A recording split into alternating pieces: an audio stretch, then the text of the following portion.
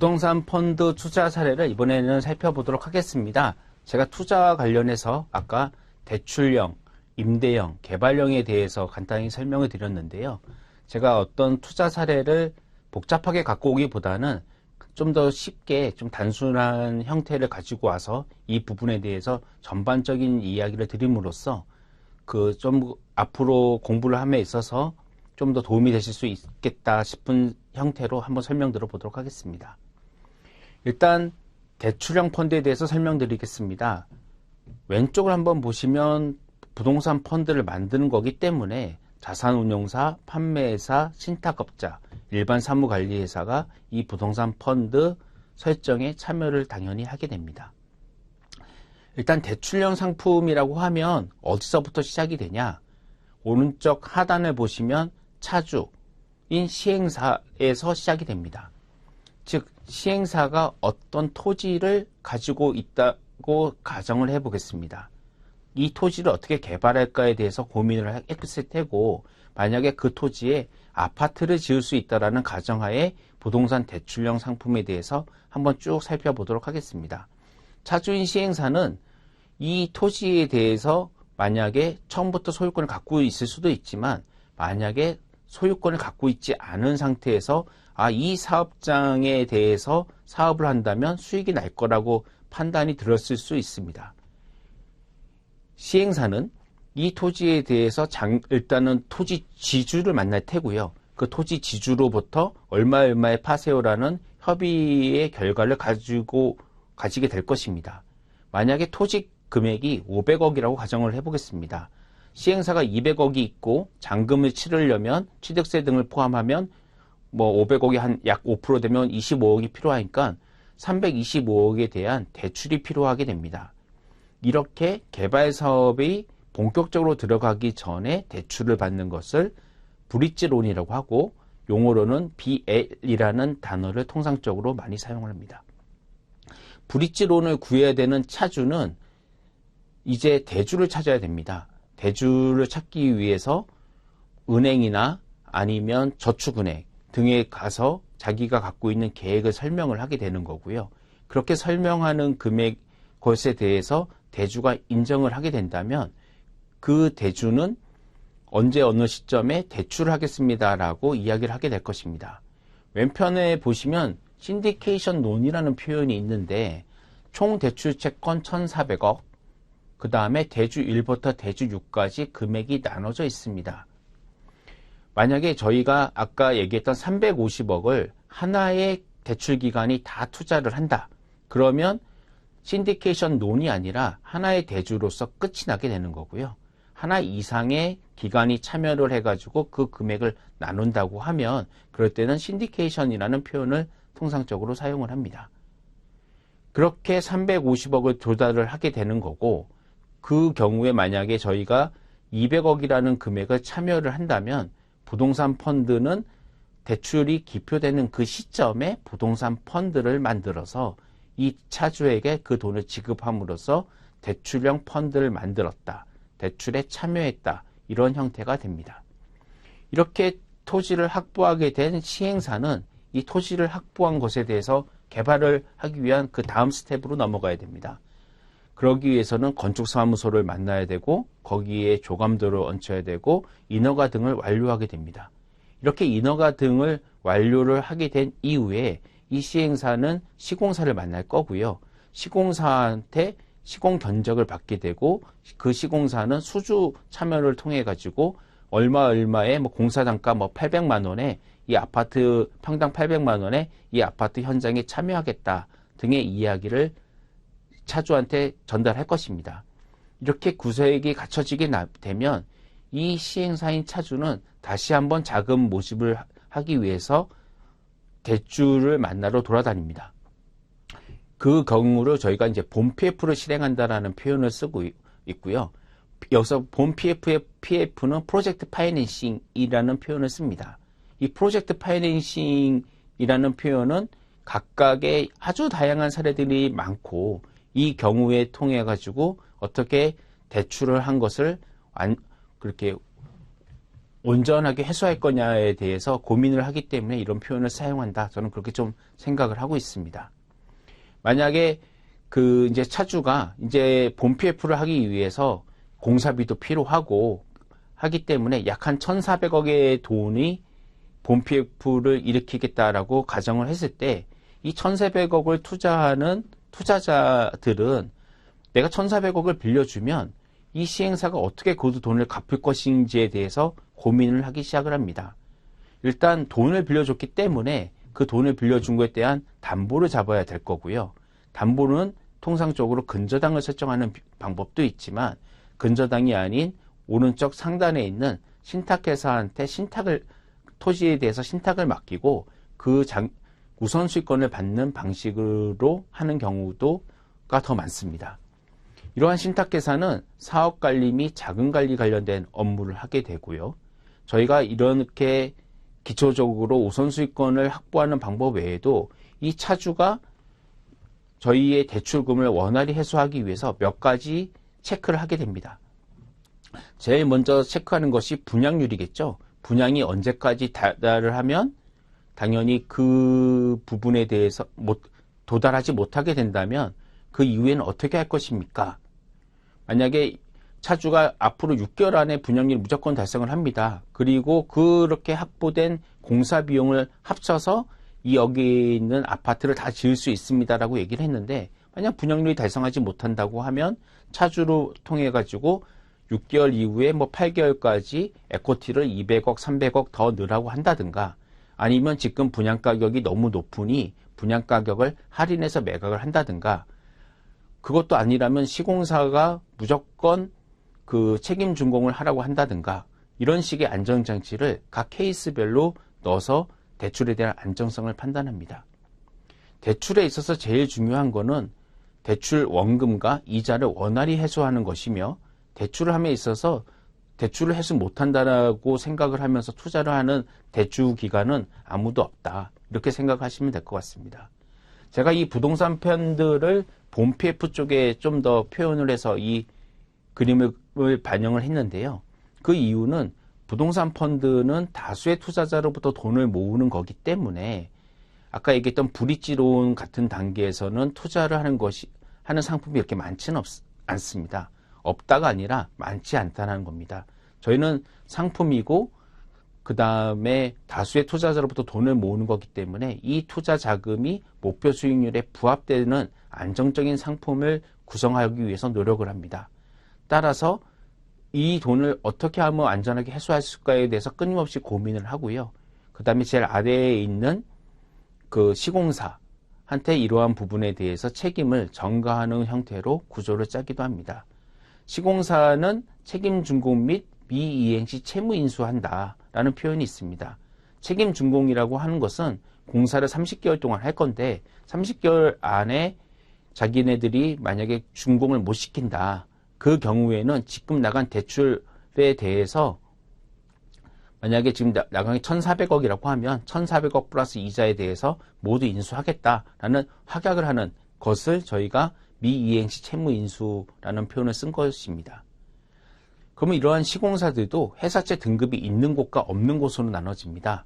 회사채 등급이 굉장히 신용도가 A급 이상이 되는 현대 엔지니어링이라든가 현대건설 이런 곳들이 사실은 채무 인수해 준다는 것과 도급 순위가 이제 100위권이 훨씬 넘어가지고 저희가 잘 들어보지 못한 시공사들이 채무 인수한다는 것은 또 다른 형태가 됩니다. 하지만 이제 그러한 각각의 경우에도 시장에서는 자금 조달을 하는 경우의 방법이 다양하게 있고요. 그 각각의 케이스별로 다양한 안전장치를 바탕으로 이러한 대출형 펀드가 만들어진다. 이렇게 이해하시면 될 것 같습니다. 다음 페이지 보도록 하겠습니다. 임대형 펀드에 대해서 저희가 한번 표현을 했습니다. 왼쪽에 신탁업자 판매회사, 일반 사무수탁회사가 당연히 있고요. 본건 같은 경우는 어떤 빌딩을 매입하는 경우를 산정해서 했습니다. 공공빌딩이라는 표현과 같이 저희가 어떤 오피스를 매입한다고 가정을 해보도록 하겠습니다. 저희가 이제 오피스를 매입함에 있어서 크게 4가지 분류가 있다고 보시면 될 것 같습니다. 뭐 다르게 보면 오피스 중에 코어 오피스다, 코어 플러스다, 그 다음에 오퍼튜니티다, 뭐 이런 표현들을 뭐 저희가 이제 그 부동산 관련 책들을 찾아보면 많이 나오는데요. 코어 부동산이라고 하면 어떤 도심의 우량 자산을 이야기하는 겁니다. 만약에 광화문이다, 그러면 서울 파이낸스 센터 같은 곳이 아주 그 SFC 이런 명칭을 가지고 있는 빌딩이 대표적인 빌딩이라고 볼 수 있습니다. 그런 것들의 자산, 그 투자자로는 지금 이제 싱가포르 투자청인 GIC가 현재 가지고 있고요. 이러한 빌딩을 어느 지역에 갔을 때, 그 오피스 하면 바로 알아들을 수 있는 것이 이제 코어인 오피스다. 이렇게 보시면 될 것 같고, 보통 위치와 면적, 접근성, 이런 것들로 코어나 코어 플러스 등을 좀 구별을 한다. 이렇게 이해하면 될 것 같습니다. 그 다음에 오퍼튜니스틱형이라고 하면 그 빌딩에 대해서 어떠한 것을 뭐 임차인을 변경한다 또는 리모델링을 통해 가지고 어떤 대수선을 통해 가지고 가치를 올린다. 이런 것들이 그러한 유형의 빌딩이라고 보시면 될 것 같습니다. 임차인을 바꾸는 것은 뭐 아주 뭐 쉬웠기 때문에 뭐 소프트 밸류에이션이라는 표현을 쓰기도 하고요. 그 다음에 어떤 시설에 대해서 개선을 했다라고 하면 그 개선을 통해 가지고 더 높은 임대료를 낼 수 있는 임차인을 구할 수 있다. 이렇게 이해하시면 될 것 같습니다. 저희가 일단 아까 투자에 대해서 검토했던 것과 동일하게 제일 먼저 공공빌딩에 대해서 회사에 접수가 됩니다. 그럼 접수가 되면 저희가 그 접수된 물건에 대해서 분석을 합니다. 임대료 수입은 총 얼마가 되고 연 관리비나 이런 수입은 얼마가 되며 이 건물을 운영함에 있어서 어떠한 지출이 발생하는지를 확인을 해서 결과적으로 순 영업이익, NOI가 얼마나 되는지를 체크를 하게 되고요. 그렇게 되면 시장에서 어느 정도 수익률이면 투자자가 상품에 투자할지에 대한 그러한 분석을 하게 됩니다.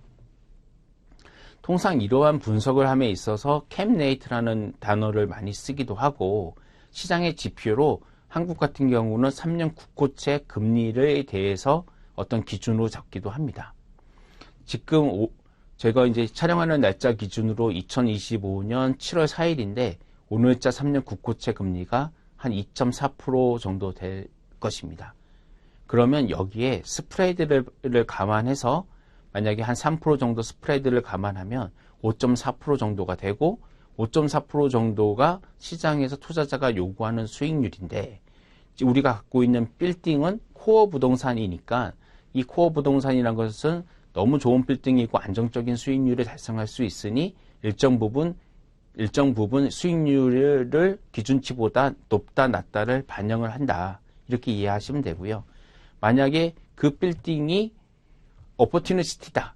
그러면 기본적으로 시장에서 한 5에서 5.5, 아까 얘기했던 5.5 정도 수익률이 발생을 하는 건데 이 오퍼튜니티라는 거는 기본적으로 그 위험이 반영되어 있는 자산이기 때문에 리모델링 후 임차인이 안 찰 수도 있고요.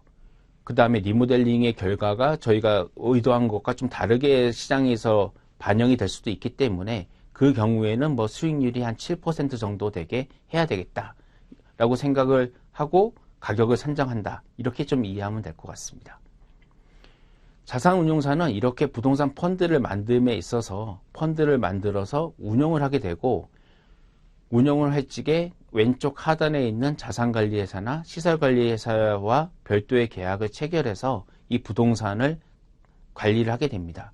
자산관리회사는 1년치 애뉴얼 캐시플로우를 짜서 어느 정도 수익과 비용이 발생을 할 거고 임차인은 언제 들어와서 언제 나갈 거고 A 임차인, B 임차인, C 임차인이 있다면 A 임차인은 임대차가 만기가 됐을 때 재계약을 할지 그 다음에 B 임차인은 종료하면 어디로 나갈지 이러한 것들에 대한 조언을 해줍니다. 또한 공실이 발생을 한다면 이 공실 부분을 어떻게 채울 것에 대한 전략, 그 다음에 주변에 현재 임차를 찾고 있는 임차인이 어디에 위치하고 있는지 등을 파악을 해서 저희한테 보고를 해주고 저희는 그 내용을 참고해서 전략을 짜고 거기에 맞춰서 이 빌딩으로 발생할 수 있는 수익을 극대화할 수 있는 방법에 대해서 고민합니다. 이렇게 운용의 과정을 거치다 보면 저희가 최종적으로는 언제 매각할까에 대한 고민을 하게 됩니다. 매각에 대한 시점은 아까 얘기했듯이 기준금리에 대해서 반영을 하고요. 그 다음에 금통이나 이런 데서 발생하는 금리 추이, 그 다음에 국제금리 이런 것들도 모두 다 살펴보면서 결과적으로 시장에서 원하는 캡이 어느 정도 될 것인가에 대한 고민을 하게 됩니다. 결과적으로 저희가 만약에 내년도에 저희가 이 자산을 팔기로 결정을 했다라고 가정을 하면 올해 우리나라 금통위에서는 7월 이후로 한 2번 정도 금리 인하를 하겠다라는 뉘앙스를 보이고 있기 때문에 저희는 현재 기준금리에서 한 0.5% 정도 빠질 수 있다라고 판단을 하게 되고요. 그 다음에 지금 시장이 많이 활성화되어 있지 않기 때문에 이러한 것을 어떻게 또 고민할 것이냐. 금리가 빠진다고 하면 많은 보유자들이 매각 가치를 올려받을 수 있기 때문에 매물 출현이 많이 나타날 텐데 이러한 매물 출현이 어느 지역에서 어떤 운용사가 언제 시점에서 매물이 나올 거냐를 다 파악을 합니다. 각 연도별로 취득한 시점이 있기 때문에 운영기간이라는 것도 저희가 이해를 하고 있고요. 그 다음에 각 매니저들이 각각의 운용사들과 평상시에 교류를 하고 또는 매각 주관사와 평상시에 교류를 하기 때문에 CBD, GBD, YBD의 어떠한 오피스가 어느 시점에 잠재 매물로 나올지에 대한 정보도 저희가 취득을 합니다. 이런 것들을 바탕으로 종합적인 판단을 해서 매각 타이밍을 결정을 하고 그렇게 해서 펀드는 만기가 있기 때문에 만기에 적시상한 투자자의 돈을 돌려주는 수 있는 것을 고려해서 최종적으로 매각을 진행을 하며 매각을 진행할 적에는 아까 매각 주관사가 설명드렸던 것 같은 프로세스로 CA를 배포하고 티저를 배포하고 그 다음에 정식 IM을 배포해서 잠재적 매수자를 구해서 저희가 양해각서를 체결하고 최종적으로 약 한 2, 3개월의 시간을 준 이후에 매매 계약을 종료를 하는 그런 프로세스를 다시 걸치게 됩니다. 그렇게 회수된 자금은 다시 저희가 그 부동산 청산에 대한 절차를 거치면서 투자자에게 돌려주는 그런 일련의 프로세스를 가진다. 이렇게 이해하시면 될 것 같습니다. 다음 페이지 보도록 하겠습니다. 지분투자형입니다. 지분투자형이라고 하면 개발형 펀드를 의미합니다. 개발형 펀드는 SPC로 만들 수도 있고 그 다음에 PFV로 만들 수도 있고 일반 부동산 펀드에서 자체적으로 개발도 할 수 있습니다. 하지만 부동산 펀드와 같은 경우에 차입 제한의 룰이 있습니다.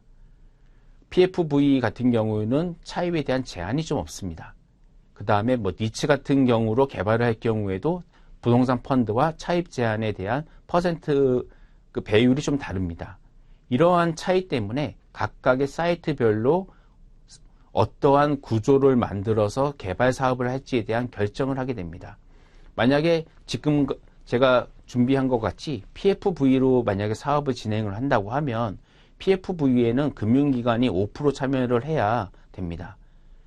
PFV에 대한 정의는 그 아래에 있습니다. PFV란 그 프로젝트 금융투자회사에 대한 거고요. 법인세법 제51조 2에 따라 회사의 자산을 특정 사업에 운용하고 그 수익을 주주에게 배분하는 그러한 한시적 목적을 갖고 있는 회사인 경우를 저희가 통상적으로 PFV라고 부릅니다.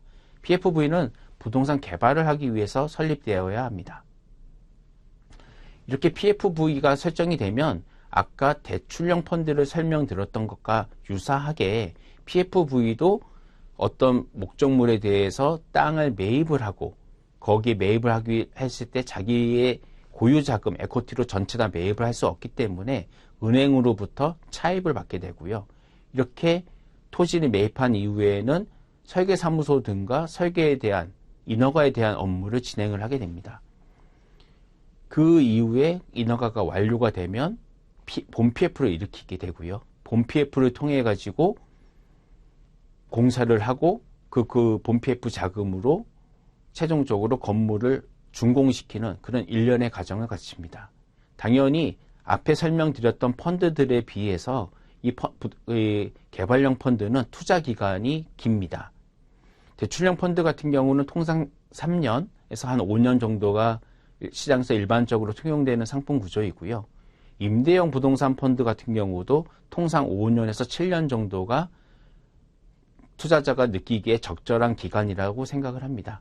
이런 개발형 펀드 같은 경우에는 토지를 매입해서 인허가를 받고 그 다음에 공사를 3년에서 4년 정도 진행하다 보니까 통상적으로 한 7년에서 10년 정도의 시간을 걸치게 됩니다. PFV를 함에 있어서 명기한 것처럼 시행사 또는 저희 부동산 펀드가 같이 지분을 참여를 하게 되고, PFV는 상법상 회사이기 때문에 주총과 이사회 등을 거쳐가지고 향후 운영하는 일련의 과정 등을 다 결정을 한다. 이렇게 이해하시면 될 것 같습니다. 다음 페이지 보도록 하겠습니다. 이 부동산 펀드 투자 사례는 제가 여태까지 했던 그러한 상품들에 대해서 한번 열거를 해봤습니다. 그리고 제가 오늘 강의에서 설명드리고 싶었던 요점 중에 하나는 저희가 어떠한 부동산에 대해서 분석을 할 적에 대출형을 하거나 임대형을 하거나 개발형으로 상품 구성은 할 수가 있고, 이러한 상품 구성은 각각의 다양한 회사들과 업무 협약을 통해 가지고 진행한다는 것입니다. 따라서 제가 투자한 대출형 상품 보시면 오피스, 아파트, 오피스텔, 물류창고가 있습니다. 각각의 상품에 대해서 공부를 해야 되고 시장 트렌드를 이해를 해야 됩니다.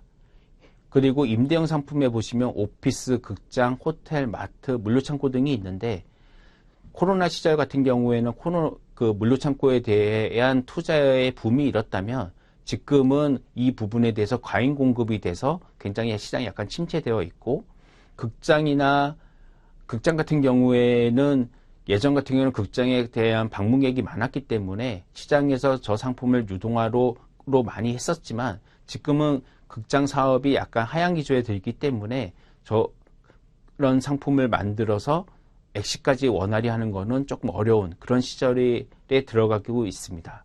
근데 이러한 것들을 하나하나 제가 모두 다 공부할 수 없고 분석하고 리스크를 분석할 수 없기 때문에 오른쪽에 보이는 다양한 회사들로부터 이러한 것들을 자문을 받고 있고, 그런 것들이 부동산 펀드가 계약을 통해서 가능하다.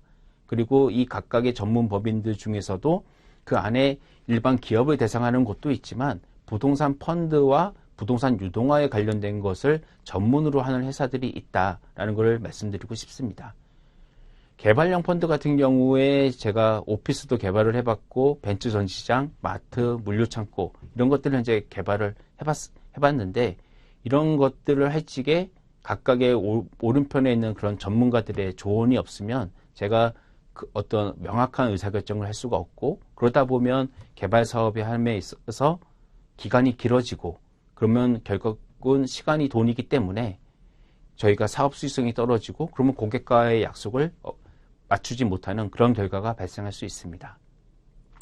이상으로 부동산 펀드에 대한 설명을 마치고요. 부동산 펀드는 현재 부동산과 관련된 거의 모든 것을 투자할 수 있다는 것을 이해해 주셨으면 좋겠고, 오른편에 있는 다양한 회사들이 이러한 펀드들과 협업을 하기 때문에 이러한 회사, 이 네트워크로 표시된 회사들에 대해서도 취업 등을 할 적에 관심을 갖고 많이 지켜보면 좋을 것 같다고 생각이 됩니다. 부동산 자산운용사는 이제 한 22년 정도 됐고 앞으로 성장성이 계속 커질 회사입니다. 그래서 이쪽 자산운용 업계도 많은 관심을 갖고 지켜봐 주셨으면 좋겠습니다. 감사합니다.